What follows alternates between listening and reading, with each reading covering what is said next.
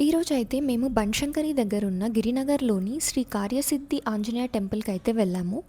ఈ టెంపుల్ చాలా పవర్‌ఫుల్ అనైతే అందరూ చెప్పారు. ఎంటర్ అవ్వగానే మనకు 40 ఫీట్ హనుమంతుడైతే కనిపిస్తాడు. చూడగానే చాలా ప్రశాంతంగా అనిపిస్తది. కార్యసిద్ధి పూజ ఇక్కడ ప్రత్యేకత. ఇక్కడ ముందుగా కొబ్బరికాయ తీసుకోవాలి. ఇది టెంపుల్ వాళ్ళే మనకు ఫ్రీగా ఇస్తారు. ఆ తర్వాత కార్యసిద్ధి పూజ టోకెన్ తీసుకోవాలి. సాటర్‌డేస్ అయితే క్రౌడ్ చాలా ఎక్కువగా ఉంటుంది. టోకెన్ అండ్ కొబ్బరికాయ చూయిస్తే మన కొబ్బరికాయకి మార్కింగ్ అయితే ఇస్తారు. మన మనసులోని కోరికను కోరుకొని మంచిగా సంకల్పం చేసుకొని 16 ప్రదక్షిణలు చేసి మార్క్ చేసిన రోలో అయితే వెళ్ళి ఈ కొబ్బరికాయని కట్టాలి. కట్టిన తర్వాత కార్యసిద్ధి మంత్రాన్ని 108 సార్లు అక్కడే కూర్చొని జపించాలి.